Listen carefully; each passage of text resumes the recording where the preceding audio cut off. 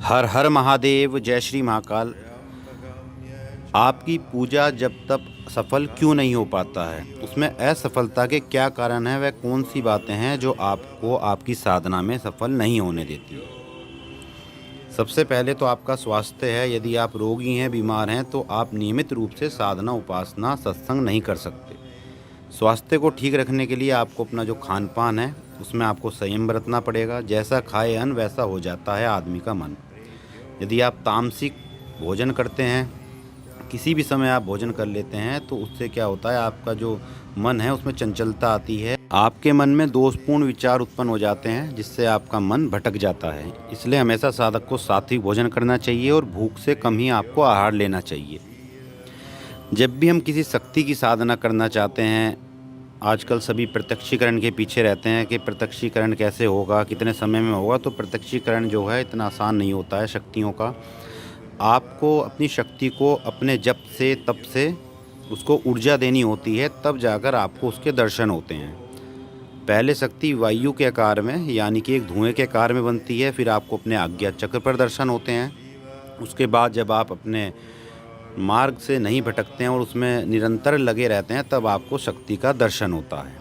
यदि आप अपनी शक्ति पर संदेह करेंगे कि मैंने 40 दिन की साधना कर ली है और शक्ति नहीं आ रही है, अब मैं किसी दूसरी शक्ति की साधना कर लूं, तो आप ऐसे ही हमेशा आजीवन भटकते रहेंगे। एक दिन मर जाएंगे, पर शक्ति का दर्शन आपको कभी भी नहीं होगा।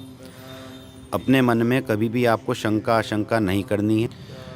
पूरे दृढ़ विश्वास के साथ, संकल्प के साथ आपको साधना करनी चाहिए। आपकी जो भक्ति है, आपका जो विश्वास है, वह अटूट होना चाहिए, तब जाकर आपको साधना में सफलता मिलती है। और गुरु बनाते समय यह ध्यान रखना चाहिए कि वह उस विषय का पूर्ण जानकार हो, वह अनभिज्ञ ना हो या अल्प ज्ञानी ना हो, अध्यात्म क्षेत्र में कुछ भी ना जानता हो। ऐसे व्यक्ति से ना तो मार्गदर्शन लेना चाहिए, ना ही उसको गुरु बनाना चाहिए। आजकल लोग प्रसिद्धि के चक्कर में पड़े हुए हैं कि हम करंट पिशाचनी कर लें, बेताल कर लें, तो हमको प्रसिद्धि मिल जाएगी। और सच बात यह है कि जिस पर देवीय शक्तियों की कृपा हो जाए, तो आपको अपने जीवन में पूर्ण सफलता तो मिलेगी ही मिलेगी। और ये यश स्मृति तो छाया के रूप में आपके पीछे पीछे दौड़ने लगेगी।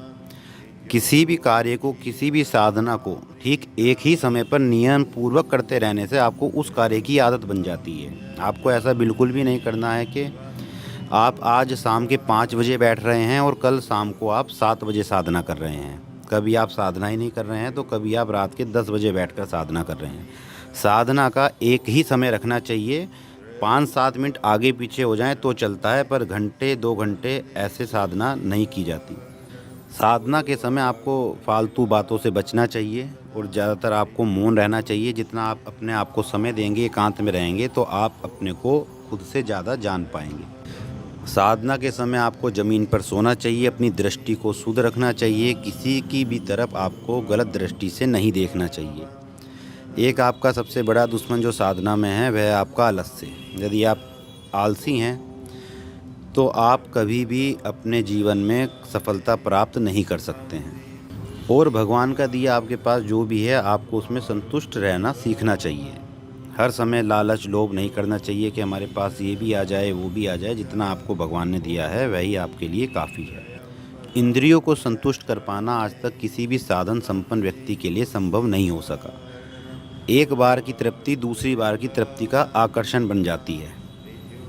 इसलिए आपको अपनी वासना को नियंत्रण करना होगा, काम वासना से आपको बचना होगा। अपने वीर्य को ऊर्ध्वगामी होने से ही आपको सिद्धियां प्राप्त होती हैं, आत्मज्ञान की प्राप्ति होती है। वीर्य की रक्षा आपको अमृत के समान करनी चाहिए। यदि आप विवाहित हो, तो केवल संतान की उत्पत्ति के लिए आपको वीर्यदान करना चाहिए, ना कि अपनी मौज मस्ती के लिए आपको उसको खराब करना चाहिए। साधना के समय में आप जितना भी एकांत में रहेंगे, उतनी आपकी शक्ति प्रबल होगी। आप 1.25 महीने की या 3 महीने की जो भी साधना करते हैं, तो उसमें ज़्यादातर आप एकांत रहने का प्रयास करें। टीवी और मोबाइल देखने से बचें। एक समय यदि कोई ज़रूरी काम हो तो आप मोबाइल देख लें, सारा दिन उसमें ना लगे रहें। तो ये कुछ नियम हैं, ये कुछ बातें हैं जो आपको अपनी साधना में सिद्धि और सफलता प्राप्त करवा सकती है। हमारे द्वारा दी गई जानकारी आपको पसंद आए तो चैनल को सब्सक्राइब कर लें, वीडियो को शेयर करें। माँ भगवती महाकाल की कृपा आप सभी पर बनी रहे। हर हर महादेव, जय श्री महाकाल।